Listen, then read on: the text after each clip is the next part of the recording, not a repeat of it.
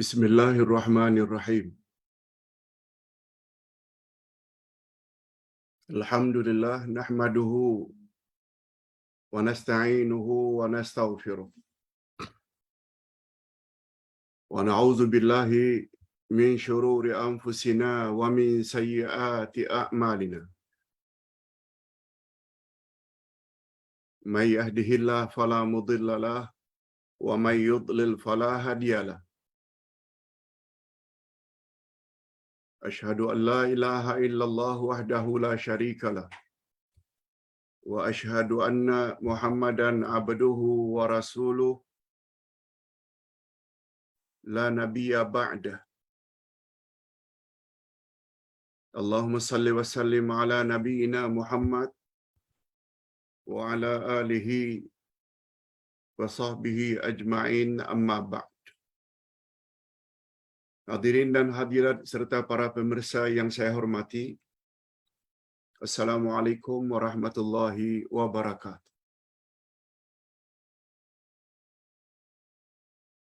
Alhamdulillah, kita bersyukur kehadirat Allah Azza wa Jalla. Berkat taufiknya kita dapat meneruskan lagi pengajian kita tentang tafsir surah Al-Kahfi di bawah tajuk Kisah Ashabul Kahfi bahagian yang keempat. Kisah Ashabul Kahfi bahagian yang terakhir, bahagian yang keempat, yang akan membahas ayat 23 hingga 26 dari surat Al-Kahfi.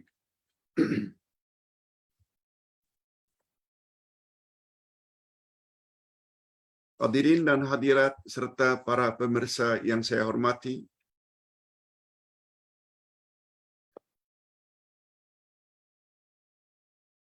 kita langsung saja kepada tafsiran ayat.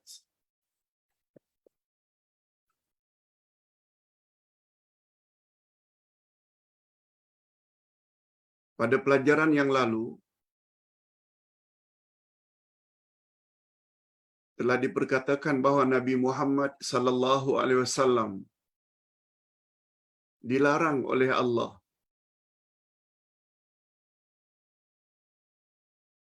memperdebatkan dengan orang-orang Nasrani Kristian mengenai hal ehwal pemuda Ashabul Kahfi.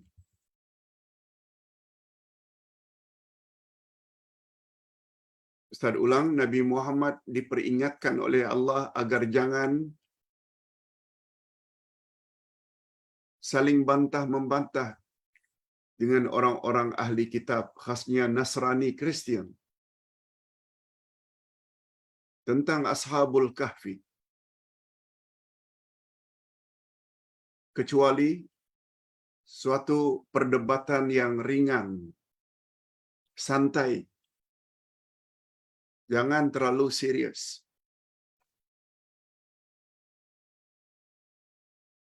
Cukuplah bagi Nabi sallallahu alaihi wasallam, begitu juga umatnya, menyampaikan cerita tentang Ashabul Kahfi. Cukup. Sebagaimana yang diwahyukan oleh Allah Subhanahu wa taala dalam surat Al-Kahfi, tanpa menyalahkan keterangan mereka.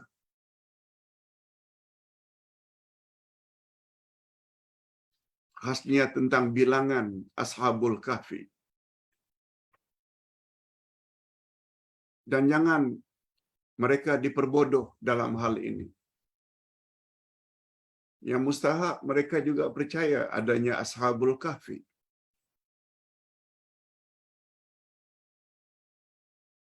Karena cara yang demikian tidak akan ada faedahnya.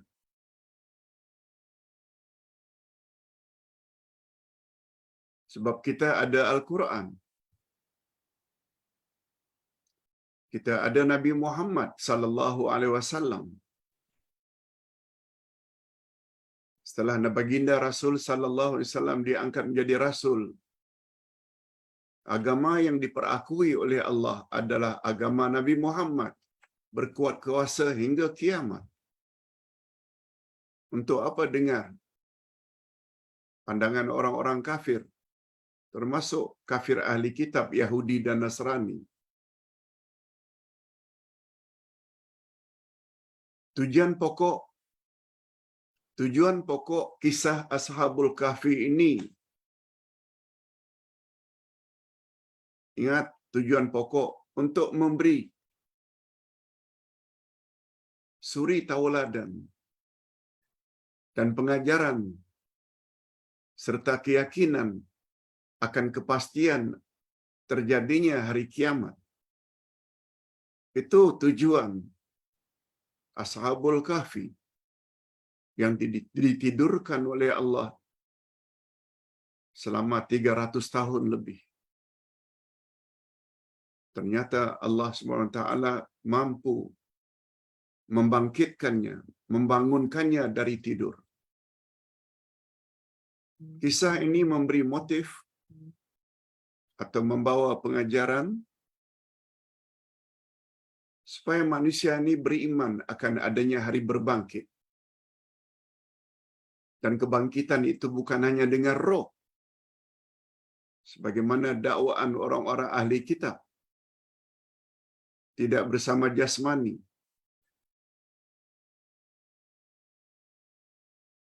Musyrikin penyembah berhala pula tak percaya langsung akan adanya hari berbangkit, hari kiamat, hari berhisab. Nah, kita pengikut setia Nabi Muhammad sallallahu alaihi wasallam, walaupun dalam hal ini sama dengan kafir ahli kitab, ada kebangkitan, tapi kita beza. Sebab menurut keyakinan kita yang bangkit itu bukan hanya roh, sebagaimana keyakinan Yahudi dan Nasrani, tetapi umat Islam, umat Nabi Muhammad yakin kebangkitan itu selain roh juga jasad. Sebabnya sungguh banyak nikmat-nikmat dalam syurga. Bukan hanya nikmat yang bersifat rohani, tapi juga jasmani. Ada pasangan, ada buah-buahan, makan minum, yang kesemuanya itu adalah rezeki untuk jasmani. Baik. Setelah kita ceritakan perkara tersebut,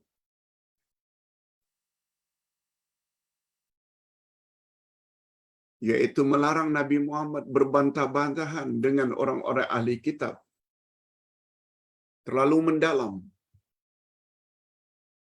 Cukup secara santai saja. Bila mereka percaya akan adanya kisah Ashabul Kahfi, itu pun dah cukup. Baik. Nah, apa sambungannya cerita pada hari ini? Ini, pada ayat berikutnya Allah menerangkan pula tentang sikap dan jawaban Nabi Muhammad sallallahu alaihi wasallam ketika baginda diajukan oleh musyrikin Mekah tentang beberapa perkara sebagaimana yang disarankan oleh ahli kitab Madinah. Untuk pengetahuan hadirin dan hadirat, sebelum Ustaz baca ayat,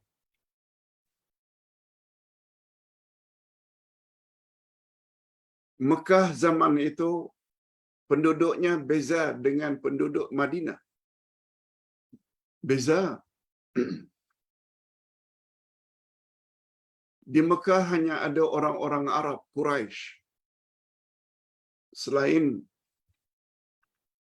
suku-suku Arab yang lain. Tapi yang dominan Quraisy menguasai Mekah. Mereka orang Arab Quraisy. Mereka menyembah berhala. Di sekitar Kaabah ada 360 berhala yang mereka sembah. Mereka tidak percaya adanya hari berbangkit, hari kiamat. Orang-orang kafir musyrikin Mekah tak percaya adanya hari berbangkit. Manusia apabila mati, habis perkara. Tidak ada hidup lagi. Kehidupan di alam barzakh pun mereka tak percaya. Nah, di Madinah pula, selain orang-orang Arab yang berasal dari Yaman,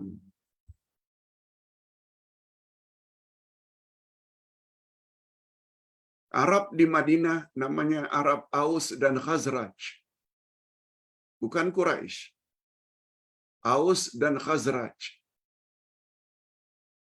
Selain orang-orang Arab, Aus dan Khazraj juga tinggal di Madinah orang-orang Yahudi dan Nasrani. Yahudi dan Nasrani. Beragama Yahudi dan Nasrani. Mereka dari kalangan Yahudi dan Nasrani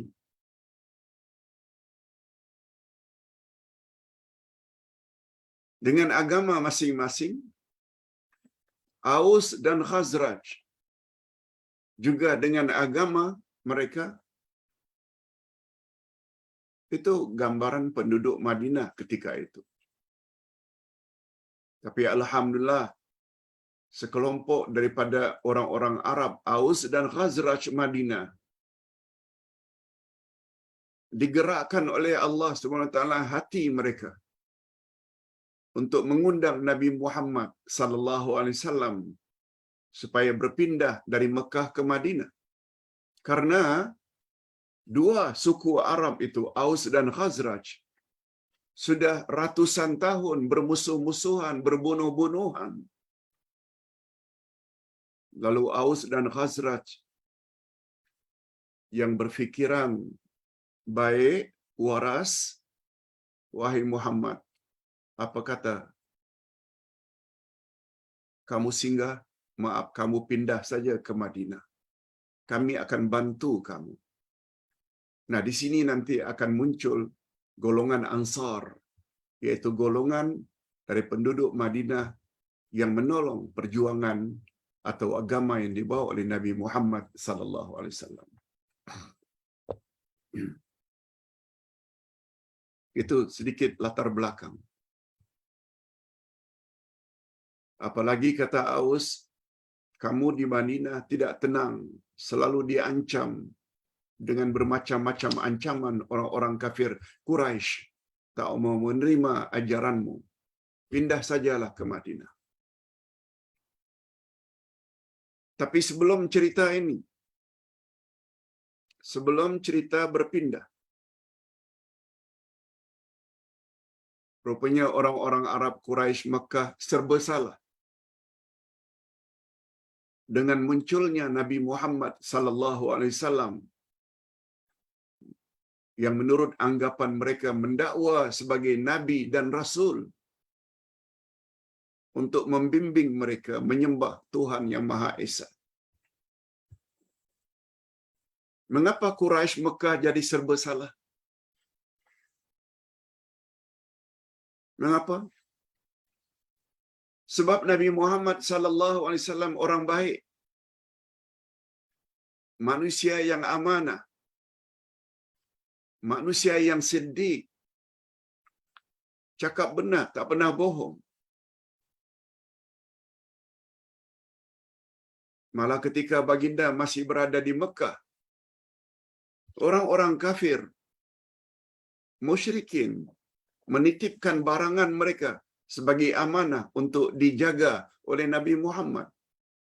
Itu sebabnya Nabi Muhammad sallallahu alaihi wasallam sudah mendapat gelaran Al-Amin, manusia yang amanah, sejak dari kecil lagi, jauh sebelum diangkat menjadi rasul. Tiba-tiba Nabi Muhammad membawa ajaran ketika umurnya 40 diangkat menjadi rasul, mengajak orang Mekah supaya menyembah Tuhan yang Maha Esa. Jangan sembah berhala. Itu perbuatan syirik. Dan Allah sangat murka. Dari satu sisi, Nabi Muhammad orang yang amanah, yang bercakap betul. Dari sisi yang lain, Nabi Muhammad bawa ajaran bercanggah dengan ajaran nenek moyang. Ini yang kita ceritakan pagi tadi dalam kuliah subuh, menceritakan tentang nama Allah Al-Haq.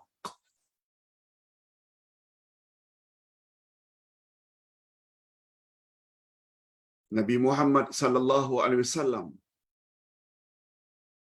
mereka hadapi Nabi Muhammad, penduduk Mekah, dalam keadaan serba salah, dalam dilema. Terima ajaran Nabi Muhammad berarti menolak apa yang mereka warisi dari nenek moyang. Bila terima ajaran Muhammad, bila tolak ajaran Muhammad, rasanya tak mungkin, sebab Muhammad tak pernah dusta, tak pernah bohong. Cakap benar senantiasa. Nah, dalam keadaan dilema seperti itulah beberapa pemimpin Quraisy Mekah pergi ke Madinah. Bukan untuk hijrah. Ni pemimpin-pemimpin mereka seperti Abu Jahal, Abu Lahab, Abu Sufyan. Itu pemimpin-pemimpin kafir Quraisy yang terkemuka zaman itu. Pergi ke Madinah. Untuk apa? Sebab mereka tahu di Madinah selain ada orang Arab, Aus dan Khazraj, yang tidak banyak beza dengan mereka menyembah berhala, tapi di Madinah juga ada Yahudi dan Nasrani. Mereka ada Nabi bagi orang Yahudi yang namanya Musa. Mereka ada kitab yang namanya Taurat. Di Madinah juga ada orang Nasrani Kristian yang ada Nabi Isa dan Injil. Jangan-jangan mereka tahu agaknya tentang Nabi Muhammad yang juga kata mereka mendakwa sebagai Nabi. Kita pendekkan cerita, pergilah rombongan ke Madinah dengan tujuan itu, untuk memastikan Muhammad ini Rasul sebenar atau tidak, atau Rasul palsu. Sesampainya di Madinah, mereka ajukan, wahai orang-orang Yahudi dan Nasrani, di tempat kami ada manusia bernama Muhammad mendakwa dia seorang Rasul. Dia seorang Nabi yang diutus. Apakah ada cerita-cerita itu yang diceritakan oleh Nabi-Nabi kamu, Musa dan Isa? Apakah cerita ada Rasul akhir zaman tertera di dalam kitab-kitab kamu, Taurat dan Injil? Okey, coba dengar respon Yahudi dan Nasrani. Wahai pemimpin-pemimpin musyrikin Quraisy Makkah, kamu tanyakan saja 3 perkara kepada Muhammad. Apabila dia dapat menjawab ketiga-tiga pertanyaan ini, dia adalah Nabi yang sebenar, yang diutus Tuhan untuk umat akhir zaman hingga kiamat. Tapi andai kata ketiga-tiga soalan ini tidak dapat dijawab oleh Muhammad, kamu boleh perlakukan sesuka hati kamu. Mau bunuh ke, mau usir ke dia dari Mekah, terserah kamu. Sebab itu bermakna dia adalah Nabi palsu. Terpendekkan cerita,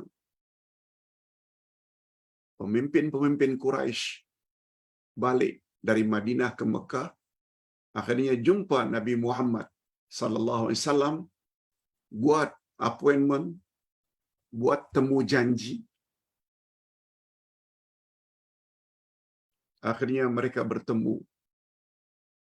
Lalu mereka ajukan 3 pertanyaan yang diajar oleh Yahudi dan Nasrani Madinah. Pertama, tanya Muhammad, siapa itu Ashabul Kahfi? 1. Ini nanti menjadi penyebab mengapa surat Al-Kahfi ini Allah turunkan. Yang kedua, siapa itu Zulkarnain? Yang ketiga, kamu tanya, siapa itu Nabi Khidir? Dan ada pula yang mengatakan yang ketiga ini, tanya Muhammad, apa itu roh? Ada 2 pandangan dalam hal ini. Apa respon Nabi? Nabi langsung menjawab, esok kesemua soalanmu itu akan kujawab. Itu jawaban Nabi. Karena Nabi yakin Allah Subhanahu wa taala akan turunkan malaikat membawa wahyu menceritakan tentang jawaban ketiga-tiga soalan tadi. Siapa Ashabul Kahfi? Siapa Zulkarnain? Siapa itu Khidir? Atau apakah itu roh? Nabi sungguh yakin Allah Subhanahu wa taala akan turunkan wahyu untuk menjawab itu. Tapi sayangnya, ada sayangnya. Nabi lupa menyebut insya Allah. Maka turunlah ayat ini. Maka turunlah ayat ini. Ayat yang akan Ustaz baca ini.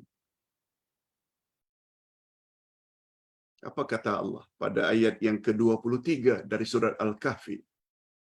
A'udzubillahi minasyaitonir rajim. ولا تقولن لشيء إني فاعل ذلك غدا إلا أن يشاء الله واذكر ربك إذا نسيت وقل عسى أن يهديني ربي لأقرب من هذا رشدا. Coba dengar baik-baik terjemahan harfiah. Janganlah sekali-kali kamu mengatakan tentang sesuatu, sesungguhnya aku akan mengerjakan perkara itu esok pagi. Jangan kamu cakap macam itu. Jadi dalam hal ini begitu ditanya tentang 3 perkara tadi atau 4 perkara tadi, Nabi Muhammad hanya jawab karena beliau overconfident, terlalu yakin Allah akan turunkan malaikat mengajar macam mana cara menjawab. Tapi Nabi lupa menyebut insya Allah. Kata Nabi, esok pagi aku pasti akan jawab semua soalanmu itu. Datang teguran daripada Allah.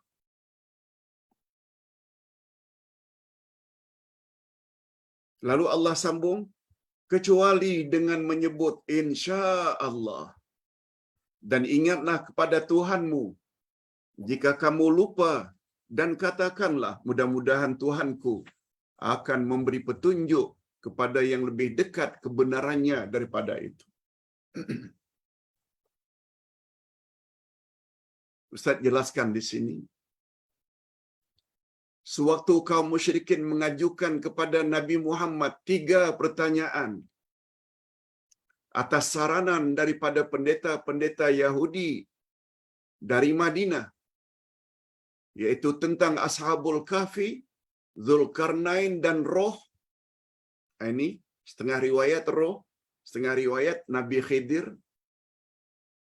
Lalu baginda menjawab, esok pagi saya akan jawab apa yang kamu tanyakan itu. Baginda tidak mengikuti janjinya itu dengan perkataan insya Allah.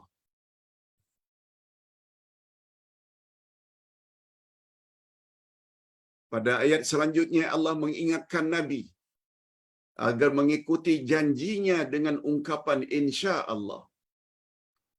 Insya Allah maknanya jika Allah berkehendak. Sebab ada kemungkinan seseorang itu tidak dapat melaksanakan janjinya disebabkan tidak dapat melaksanakan janjinya disebabkan halangan yang tak terduga. Sebabnya pengajaran yang dapat kita ambil, kita umat Islam, bila menjanjikan sesuatu kepada seseorang, jangan lupa sebut insya Allah. Jangan sebut atau jangan lupa menyebut insya Allah.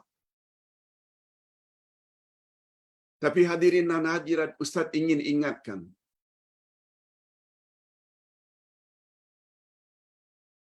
terlupanya Nabi ini jangan dianggap sebagai suatu kekurangan bagi Nabi. Sebab Allah Subhanahu wa Ta'ala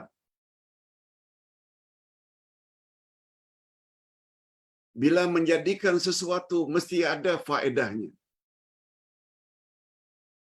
Sebagaimana yang kita jelaskan pagi tadi tentang nama Allah Al-Haq. Segala yang Nabi buat, segala yang Allah lakukan, berkehendak, malah segala yang Allah tidak berkehendak, semuanya adalah Al-Haq, semuanya benar belaka. Jadi Allah Subhanahu Wa Ta'ala lupakan Nabi menyebut insya Allah ketika berjanji, ada hikmahnya untuk jadi pengajaran bagi umat.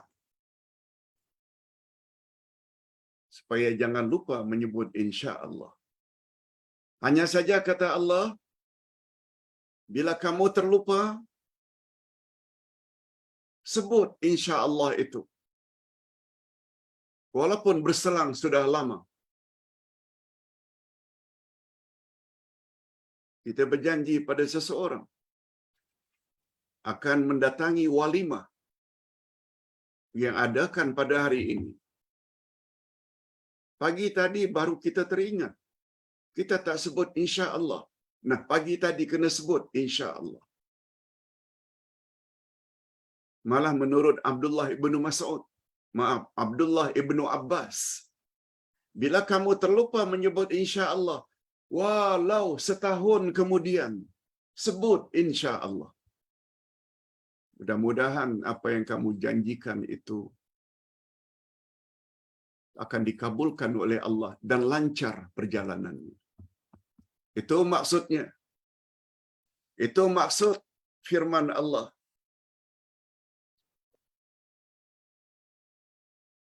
Dan ingatlah kepada Tuhanmu jika kamu lupa. Mudah-mudahan Tuhanmu akan memberi petunjuk kepada yang lebih, kepada lebih dekat kepada kebenaran. Sebut insya Allah. Walaupun kita lupa menyebutnya itu, sebulan yang lalu, sebut. 3 bulan yang lalu, sebut. 1 tahun, 2 tahun yang lalu, sebut insya Allah. Bila kita teringat bahawa kita lupa menyebut insya Allah. Ustaz ulang sekali lagi, jangan anggap itu sebagai kekurangan Nabi Muhammad sallallahu alaihi wasallam. Nabi Muhammad pernah dilupakan oleh Allah. Ketika menjadi imam, sehingga Nabi rukuk karena tak ingat ayat seterusnya untuk dibaca.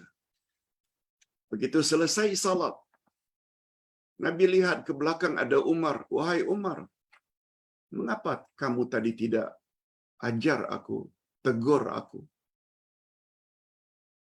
Lupanya Nabi itu, akhirnya muncullah sujud sahwi. Sebagaimana Nabi Musa alaihi salatu wassalam bersama anak muridnya. Mengapa anak muridnya terlupa menceritakan tentang ikan yang hidup kerana percikan air laut, akhirnya meloncat-loncat. Setelah berjalan begitu jauh, Musa minta keluarkan makan siangnya, makan tengah hari. Ketika itu baru muridnya teringat. Subhanallah, saya tadi lupa menceritakan. Lalu apa jawab Musa? Nah, tempat itu sebenarnya yang kita ingin cari. Akhirnya mereka U-turn. Akhirnya jumpa Nabi Khidir. Lihat, lupa kadang-kadang ada hikmah di baliknya. Ada hikmah. Cuma bila kita terlupa menyebut insya Allah, ucap walaupun sudah berselang lama. Yes. Dan untuk membuktikan bahawa lupanya Nabi menyebut insya Allah itu bukan suatu kesalahan, malah pernah terjadi kepada Nabi Sulaiman. Ini ceritanya. Untuk menghemat masa, Ustaz ceritakan saja. Sebab Ustaz tahu kita dah baca buku ini tadi malam atau tadi pagi. Nabi Sulaiman terkenal punya isteri yang ramai.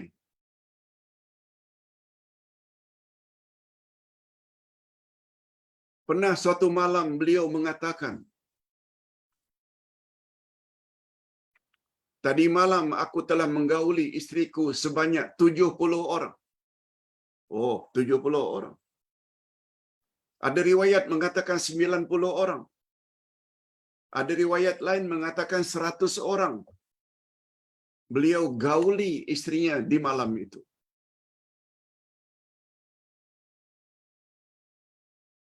Lalu kata beliau, kamu tengok sajalah next year, tahun hadapan, akan lahir dari 100 orang isteri yang aku gauli tadi malam. Akan lahir masing-masing sebanyak 100 orang mujahid, orang yang akan berjuang di jalan Allah.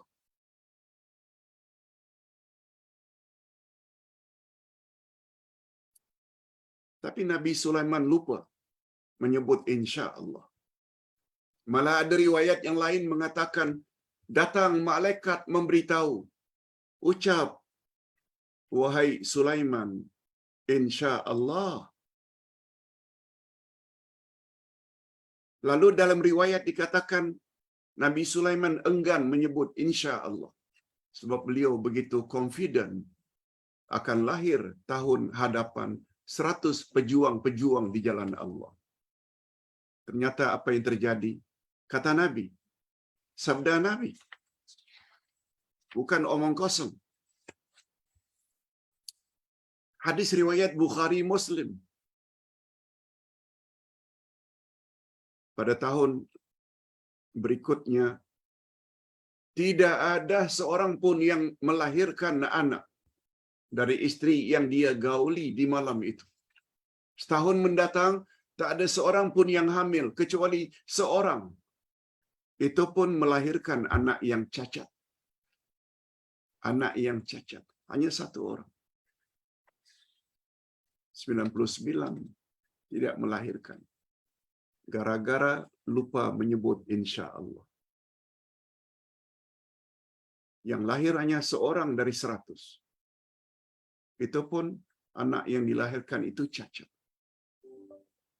Ini yang Ustaz maksudkan. Lupanya Nabi Muhammad itu perkara kecil.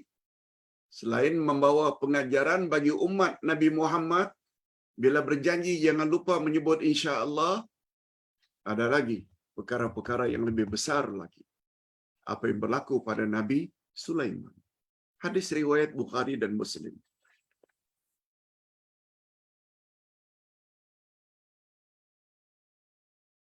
Hadirin dan hadirat, kita teruskan dengan ayat berikutnya, ayat 25.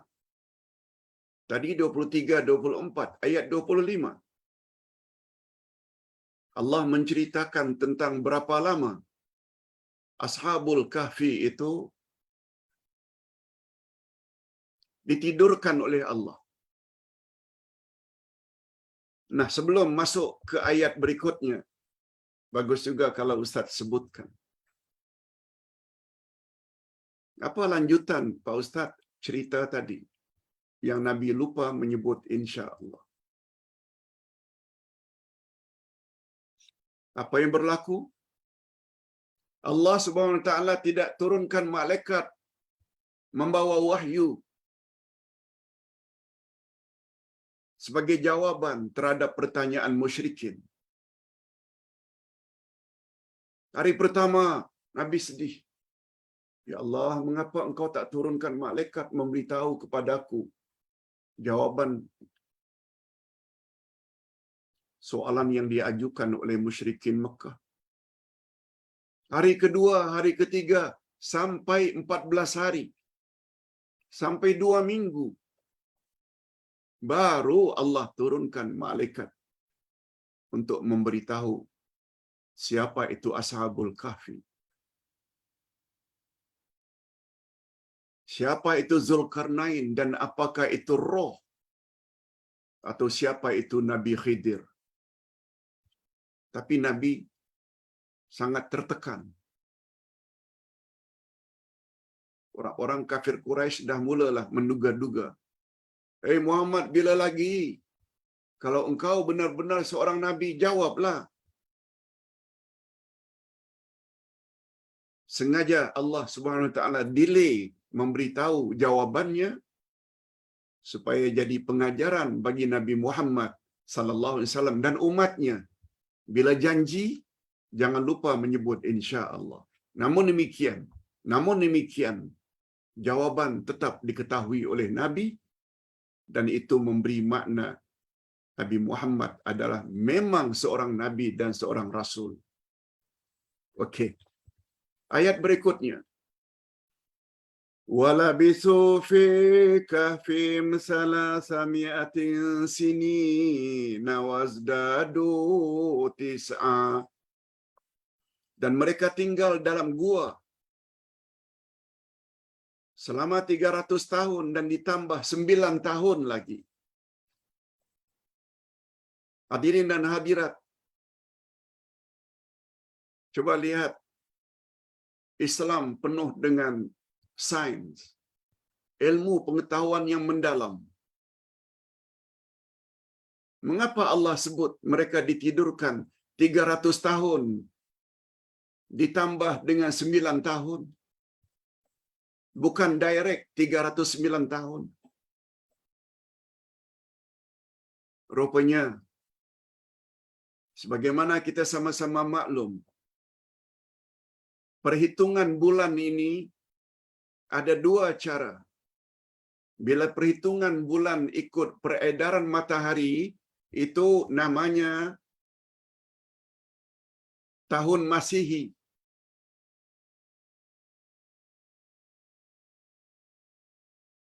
Bila perubahan bulan itu berdasarkan peredaran bulan, bukan matahari, namanya Hijri atau Hilali. Bulan itu bulan sabit atau Qamariyah, bulan purnama. Ada 2 jenis perhitungan tentang tahun atau bulan. Masihi diawali dengan Januari, Februari, Mac, April, terus sampai Desember. Sedangkan Hijri, Muharram, Safar, Rabiul Awal sampai Zulhijjah. Kedua-dua jenis tahun ini setiap tahun berbeza lebih kurang 11 hari. Sebab Hijri lebih pendek. Kalau tak 29.30, 29.30. Masihi lain. Kalau 30, 31. 30, 31. Februari kadang-kadang 28, 29. Yang jelas, perbezaan 1 tahun Masihi dengan tahun Hijri 11 hari biasanya berbeza. Bila 11 hari setiap tahun, itu sebabnya kata para ulama, perbezaan Masihi dengan Hijri 1 tahun setiap 33 tahun. Setiap 33 tahun akan selisih 1 tahun antara tahun Masihi dengan tahun Hijri. Apa sebab? Sebab 33 kali 11. 300 lebih. Demikianlah lebih kurang bilangan hari dalam setahun. Nah, itu sebabnya kata ulama tafsir, nak dikatakan bahawa Ashabul Kahfi ditidurkan 300 tahun boleh? 300 tahun boleh? Tapi itu menurut perkiraan tahun Masihi, karena lebih panjang. Tetapi menurut tahun Hijri, dia menjadi 309 tahun. Apa sebab? Setiap 3 tahun bezanya 1 tahun. Bila 200 tahun jadi 6 tahun. Dan bila 300 tahun, maknanya 3 kali 3, yaitu 9, sama dengan 309 tahun. Allahu Akbar. Allahu Akbar. Zaman dahulu orang tak terfikir ini semua.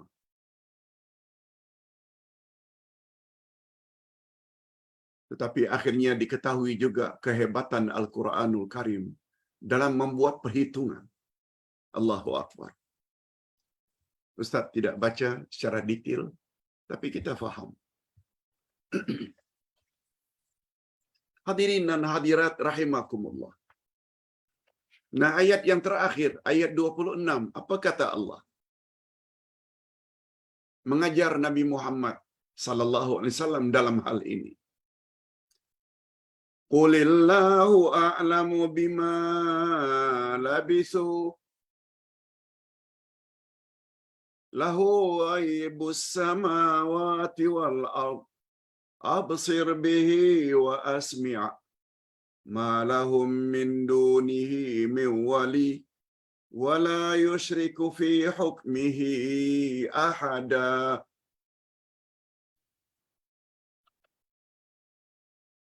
Allah perintahkan pada Nabi, katakan olehmu hai Muhammad, Allah lebih mengetahui berapa lamanya mereka tinggal di dalam gua. Ini masalah berapa lama itu serahkan kepada Allah, sebab Allah lebih tahu. Kepunyaanlah semuanya, kepunyaannya lah semua yang tersembunyi di langit dan di bumi.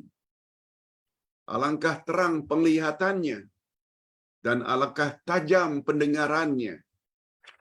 Tidak ada seorang pelindung pun bagi mereka selain daripadanya, selain daripada Allah. Dan dia tidak mengambil seorang pun menjadi sekutunya dalam menetapkan keputusan. Ini sesuai dengan topik kita pagi tadi, Allah Al-Haq. Segala yang datang daripada Allah adalah benar belaka.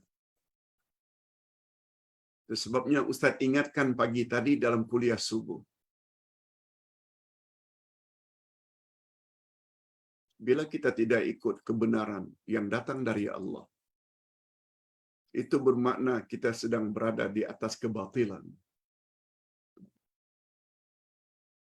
di atas kesalahan, batil. Al-Haq lawannya batil.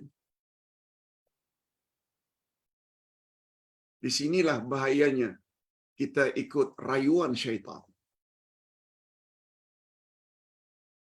Sebab syaitan itu diambil dari kata syaitana, yang artinya ba'uda, jauh. Itu sebabnya kata ulama akidah, syaitan dinamakan syaitan Karena makna syaitan ba'idun anil haq. Syaitan maknanya segala yang ingin menjauhkan kita daripada kebenaran. Kebenaran adalah segala yang datang daripada Allah. Allah suruh salat, Allah suruh puasa, Allah suruh tutup aurat.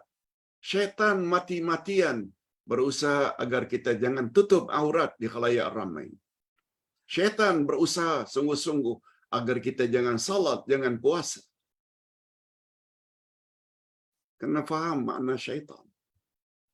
Allah larang berjudi, minum arak, berzina, rasuah, durhaka pada mak bapak. Allah larang. Syaitan mati-matian agar dorong kita, rasuahlah supaya hidup mewah. Berzinalah, minum araklah, berjudilah, berkasar-kasarlah pada mak bapak. No problem. Itu semua adalah dari syaitan. Sebab segala yang menjauhkan kita daripada kehendak Allah, syaitanlah. Dan syaitan terbagi dua. Ada syaitan insan dan ada syaitan jin. Allah berfirman dalam surat Al-Ma'idah, "Wa kadzalika ja'alnak likulli nabiyyin aduwwa syayatinal insi wal jin." Bagi tiap-tiap nabi itu ada musuh yang terdiri daripada syaitan insan dan syaitan jin. Namrud itu adalah insan, syaitan. Di zaman Nabi Ibrahim.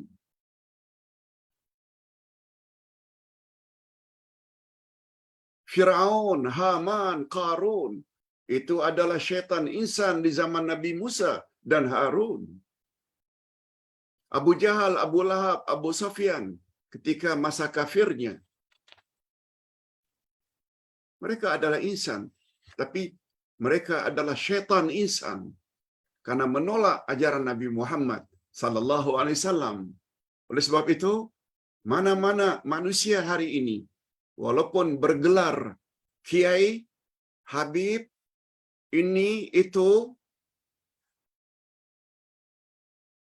selagi ajaran yang disampaikan itu tidak berteraskan ajaran Allah dan ajaran Rasul, mereka tetap adalah syaitan insan. Sebagaimana yang Nabi pernah sebut, "Innama akhafu ala ummati al-a'immatal mudhillin." Yang aku paling takut menimpa umatku pada akhir zaman adalah munculnya imam-imam yang menyesatkan. Berapa banyak hari ini orang yang menyesatkan? Muncul satu demi satu ajaran sesat hari ini. Arqam, Syiah, Qadiani, Ayah Pin dengan kerajaan langitnya. Semuanya itu adalah pemimpin-pemimpin yang menyesatkan. Bapak-bapak dan ibu-ibu yang saya hormati, pengajaran daripada ayat yang dapat kita ambil. Di sini Ustaz tulis ada 5 kesimpulan. Pertama, Allah melarang seseorang apabila ingin melakukan sesuatu pekerjaan atau berjanji kepada seseorang, hendaklah ikuti janji mereka dengan insya Allah. Jangan lupa. Yang kedua, jika kita terlupa menyebut insya Allah ketika berjanji, ketika kita ingat bahwa kita telah lupa, sebut insya Allah. Walaupun sudah berselang sekian lama. Walau setahun kemudian. Begitu pandangan Abdullah bin Ibnu Abbas radhiyallahu anhu. Yang ketiga, Allah menerangkan tentang tempo Ashabul Kahfi ditidurkan oleh Allah 300 tahun ditambah 9 tahun. Ustaz baru jelaskan. Tidak dikatakan 300 tahun boleh. Itu menurut perhitungan Masehi. Tidak dikatakan 309 tahun juga boleh. Kalau itu menurut perhitungan Hijri. Kita tidak jelaskan tadi. Sebab setiap 33 tahun, selisih antara tahun Masihi dan Hijri 1 tahun. Yang kelima, yang keempat, di antara pengajaran yang dapat diambil daripada kisah Ashabul Kahfi ditidurkan selama ratusan tahun menunjukkan bahwa Allah Maha berkuasa untuk membangkitkan manusia setelah mereka mati nanti. Di alam kubur saja mereka sudah terima sama ada azab atau nikmat kubur sesuai dengan keadaan mereka ketika hidup di dunia dulu. Ketika dibangkitkan dari kubur, amalan mereka akan ditimbang, akan meniti siratal mustaqim. Ada yang masuk neraka, na'udzubillah, dan ada pula yang masuk syurga. Mudah-mudahan kita termasuk ke dalam golongan orang-orang yang layak memasuki syurga Allah. Dan yang terakhir, peristiwa ini juga menunjukkan bahwa Allah itu Maha mengetahui segala sesuatu. Tidak ada sesuatu pun yang tersembunyi bagi Allah. Apakah itu di langit atau di bumi? Oleh sebab itu, Islam sangat melarang kita percaya dengan ramalan bomo. Menceritakan tentang future. Oh, begini, kamu nanti akan begini, kamu akan begini. Jangan. Sebab tidak ada yang dapat mengetahui perkara gaib kecuali Allah. Selain Allah, yang tahu perkara gaib hanya para nabi atau para rasul, sebab Allah menurunkan kepada mereka wahyu. Dan Allah boleh beritahu beberapa perkara yang tidak diketahui oleh manusia biasa seperti kita. Ini nanti kita akan dapat tahu dengan jelas pada ayat terakhir surat Al-Kahfi. Apa kata Allah? Qul innama ana basyarum mislukum yuha ilayya. Katakan hai Muhammad kepada umatmu, aku adalah manusia biasa seperti kamu. Aku makan, aku minum. Macam kamu makan, kamu minum. Kamu kawin, punya anak dan punya cucu. Aku juga kawin, punya anak, punya cucu. Kamu ngantuk, kamu tidur, aku juga ngantuk dan aku tidur. Kamu sakit, aku juga sakit. Kamu mati, aku juga wafat. Exactly. Sama betul. Tapi, yuha ilayya. Kepadaku diturunkan oleh Allah wahyu. Ada beberapa perkara yang aku tahu, yang kamu orang tidak tahu. Hadirin dan hadirat, berikut ini Ustaz ingin manfaatkan menjawab beberapa soalan yang Ustaz termampu. Pak Ustaz,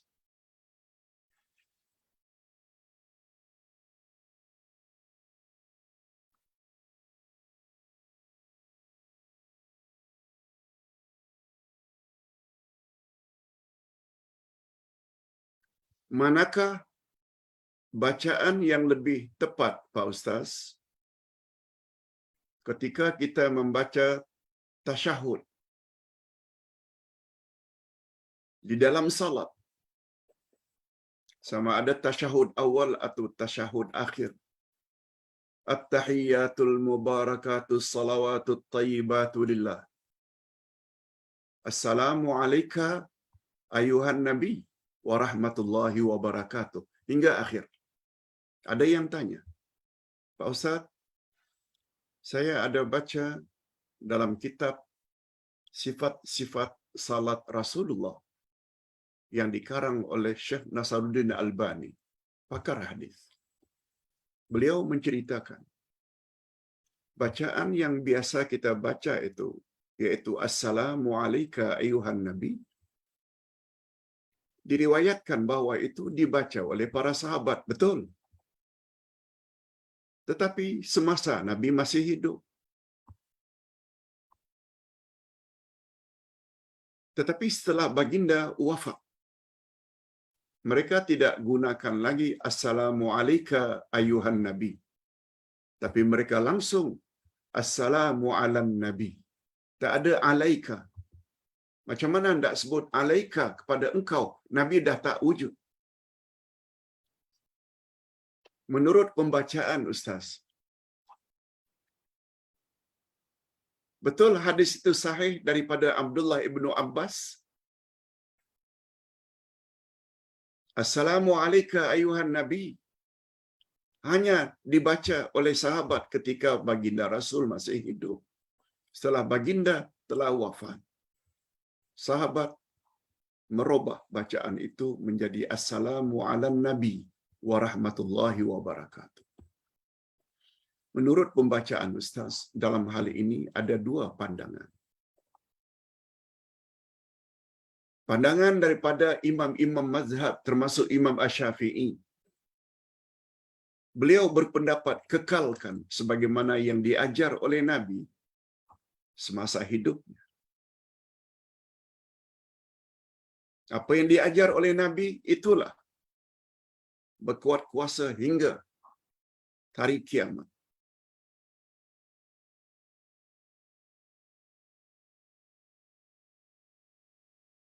Sebagaimana dua kalimah syahadat kita sebut, tetap asyhadu an la ilaha illallah wa asyhadu anna Muhammadar Rasulullah. Sebut nama Nabi Muhammad.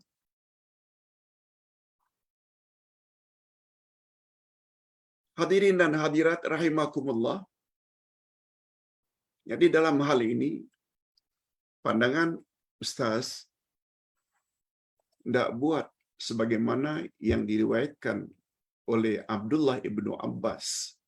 Ganti assalamu alayka ayuhan nabi kepada assalamu ala nabi. Boleh.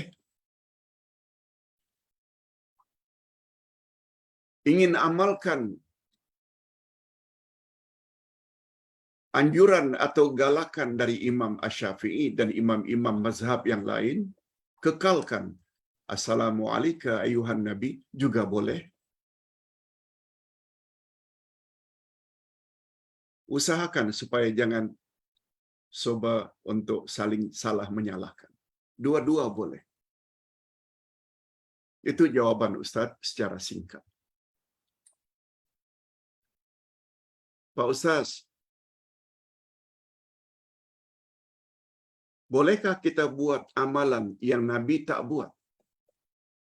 Boleh tak kita buat amalan yang Nabi tak buat? Boleh tak, Pak Ustaz? Kepada Ustaz dikirimkan satu video ceramah seorang Ustaz yang terkenal yang mengatakan, jika ditanya, boleh tak kita buat sesuatu amalan yang Nabi tak buat? Ustaz berkenaan mengatakan, Ustaz-Ustaz yang mengatakan atau menjawab, tidak boleh buat apa yang Nabi tak buat. Kita mesti buat apa yang Nabi suruh sahaja. Kalau ada Ustaz yang menjawab seperti itu, bermakna dia tidak layak mengajar. Sebab prinsip atau rujukan Islam, Quran, Sunnah, Ijma' dan Qiyas. Disebutlah dengan panjang lebar. Seolah-olah itu jawaban Ustaz yang kurang ada ilmu. Apa pandangan Ustaz terhadap komen seperti itu? Hadirin dan hadirat, sebenarnya yang paling cantik bila menyangkut masalah amalan atau ibadat, barulah namanya adil bila kita jawab begini. Ibadat terbagi dua. Ada namanya ibadat khasah atau nama lainnya ibadat mahdah. Salat, puasa, zakat, tawaf, sa'i, ukuf di Arafah. Itu maknanya ibadat mahdah. Mahdat khasah.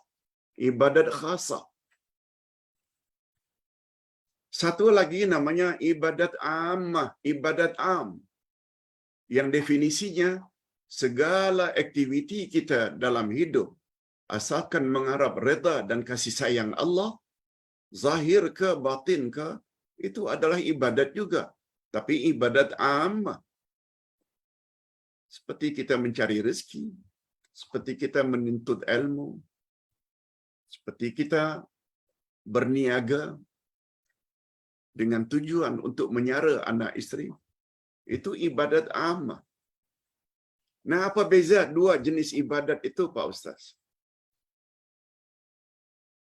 Sekali lagi, bagi pandangan Ustaz, jawaban yang adil, jangan tuduh Ustaz itu kurang ilmu, Ustaz itu tak boleh mengajar. Kalau jawabannya, segala yang Nabi tak buat, kamu tak boleh buat.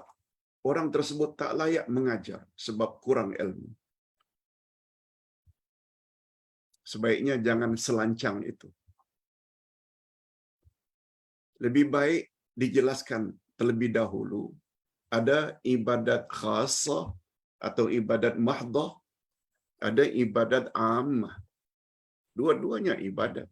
Tapi ibadat mahdah, iaitu ibadat yang mesti ikut cara Nabi. Salat berapa rakaat, zuhur, asar, maghrib, isya. Rukuk, i'tidal, sujud di atas berapa anggota. Apa bacaannya pada setiap rukuk, qiyam, sujud, duduk. Itu namanya ibadat mahdah. Ibadat mahdah, ibadat khasah, tak boleh kita tambah-tambah. Tak boleh kita reka-reka. Buatlah kalau boleh exactly macam yang diajar oleh Nabi. Termasuk tawaf mengelilingi Kaabah 7 kali pusingan. Bermula dari Hajar al-Aswad. Sa'i itu ibadat mahdah. Mesti dari Safa, Marwah, Marwah, Safa, Safa, Marwah, Marwah, Safa. Mana bahagian yang sepatutnya kita lari-lari kecil. Melontar jamarat, berapa biji batu. Dan batu sebesar apa? Mesti ikut Nabi. Ukuf di Arafah, berapa hari bulan.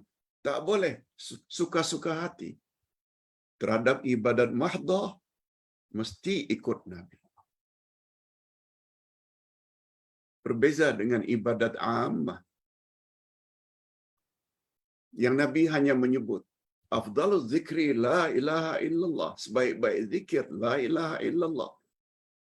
Tidak berapa baca pun bacalah. Berapa ribu, berapa ratus. Jangan dikhaskan. Sebab yang dimaksudkan dengan ibadat khasah mesti memenuhi syarat-syarat mutaba'ah. Kita dah tulis dah sebuah buku yang Ustaz namakan 12 kaedah ibadat. 12 kaedah ibadat. Maksudnya ibadat khasah. Kita kena ikut cara Nabi yang disuruh oleh Nabi. Tak boleh kita buat suka-suka hati. Tapi ibadat ammah berdapat pahala juga dengan menyara isteri. Cuma cara menyara isteri dengan cara driver bawa taksi boleh, nelayan boleh, toreh getah boleh, potong rumput boleh asal dapat upah, buka gerai jual nasi lemak boleh. Tak perlulah kita ikut Nabi. Itu ibadat ammah. Kita boleh perbagai. Tapi ibadat khasah no. Sebab Nabi mengingatkan, man amila amalan laisa alaihi amruna fahuwa rad. Siapa buat amalan tidak ikut cara kami, amalnya ditolak. Oh, Pak Ustaz, bukankah di zaman Nabi juga ada sahabat-sahabat yang buat yang Nabi tidak suruh? Yes. Apa makna sunnah Nabi? Makna sunnah Nabi,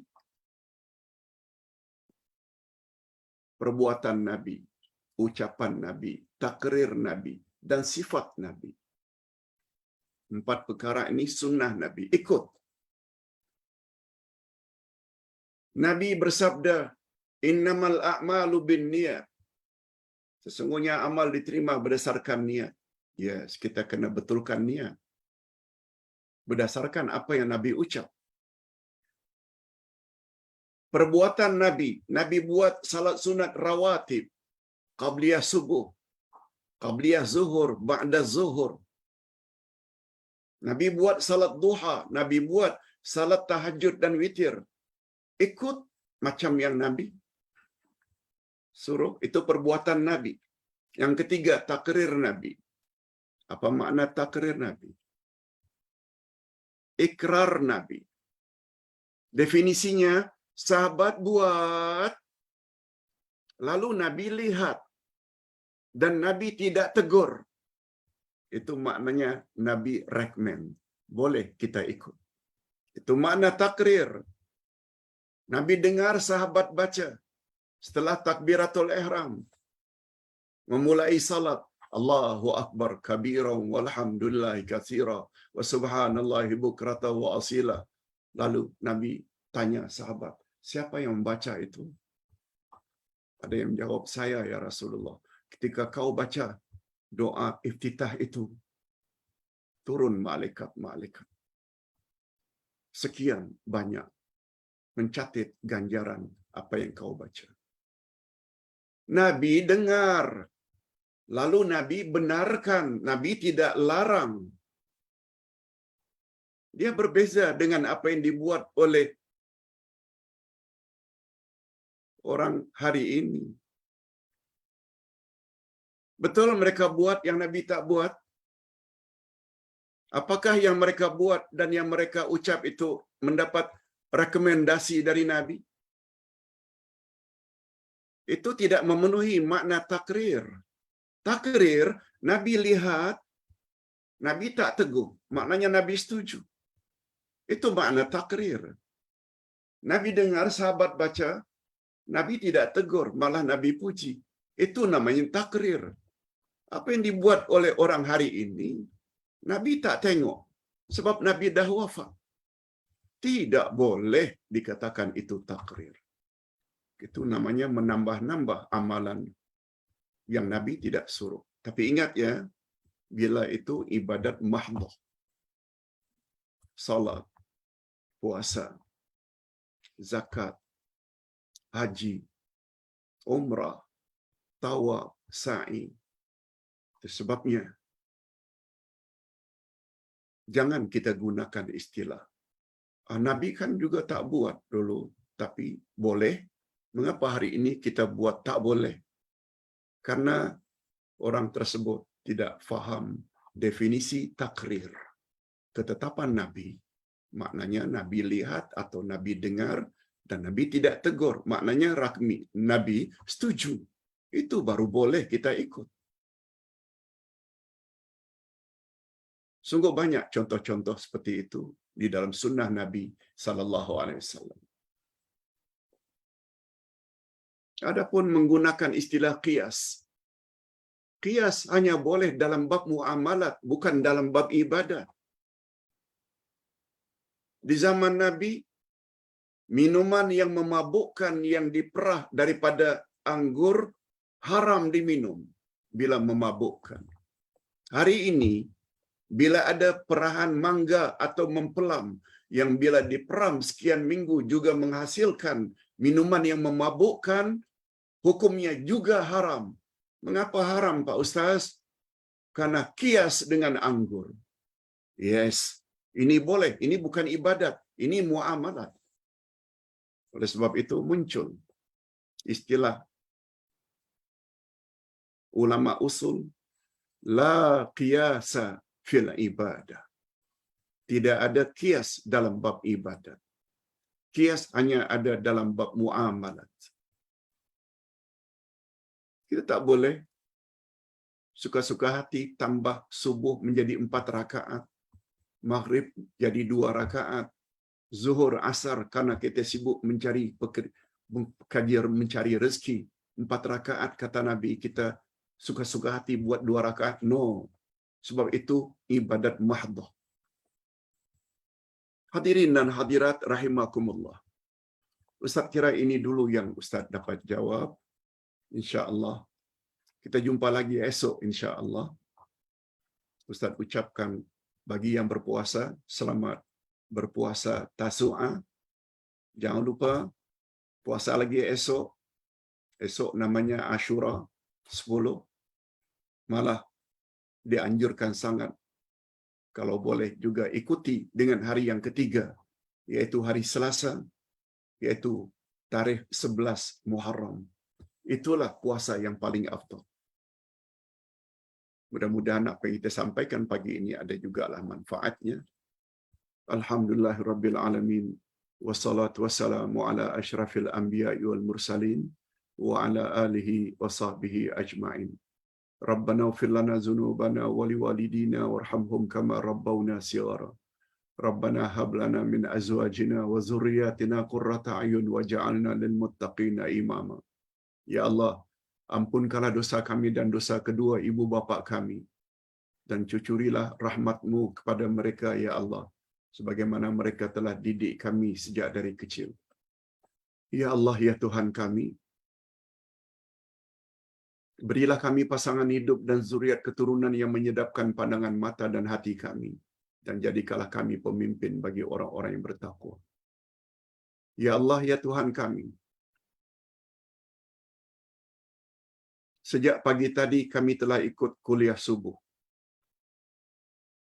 yang membicarakan tentang nama-Mu Al-Haq. Segala yang datang daripadamu adalah hak, yaitu benar. Allahumma arinal haqqa haqqan warzuqna ittiba'ah wa arinal batila batilan warzuqna ijtinabah. Ya Allah, perlihatkanlah kami kebenaran akan kebenarannya dan beri kami kekuatan untuk mengikuti kebenaran itu. Sebaliknya, perlihatkan juga kepada kami kebatilan akan kebatilannya dan berilah kami kekuatan ya Allah untuk menjauhkan kebatilan sejauh-jauhnya. Musuh utama kami adalah syaitan, dan makna syaitan adalah ba'idun anil haq, segala yang ingin menjauhkan daripada kebenaran. Sedangkan kebenaran pula ialah segala yang datang daripadamu. Oleh sebab itu berilah kami kekuatan ya Allah untuk senantiasa melawan kehendak syaitan yang senantiasa berusaha ingin membawa kami terkeluar daripada siratal mustaqim. Allahumma hdina siratal mustaqim, siratal ladzina an'amta 'alaihim minan nabiyyin was-siddiqin wasyuhada'i was-salihin. Ya Allah, tunjukilah kami jalan yang lurus, jalan orang-orang yang telah Engkau beri mereka nikmat, yaitu dari kalangan nabi-nabi, siddiq-siddiq, syuhada dan salihin. Oleh sebab itu berilah kami kekuatan ya Allah untuk mengikuti keempat-empat kelompok tadi. Pertama, Nabi Muhammad. Yang kedua, Abu Bakar, Umar, Osman, Ali dan orang-orang saleh lain. Ya Allah, hari ini dalam kuliah duha kami telah juga belajar tentang Ashabul Kahfi, bahagian yang terakhir. Di antara pengajarannya ialah kami dilarang oleh Allah Subhanahu wa taala melalui lisan Rasulnya supaya jangan lupa untuk menyebut insya Allah bila ingin melakukan sesuatu perkara pada masa yang akan datang atau berjanji tentang sesuatu. Jangan lupa untuk mengatakan insya Allah jika Allah berkehendak. Dan engkau juga anjurkan andai kata kami terlupa, hendaklah diulang insya Allah itu, walaupun sudah berselang lama apa yang kita janjikan itu. Wa sallallahu ala nabiyyina Muhammad wa ala alihi wa sahbihi ajma'in. Subhana rabbika rabbil izzati amma yasifun. Wa salamun alal mursalin. Walhamdulillahi rabbil alamin. Subhanakallahumma wa bihamdik. Asyhadu an la ilaha illa anta astaghfiruka wa atubu ilaik. Assalamualaikum warahmatullahi wabarakatuh.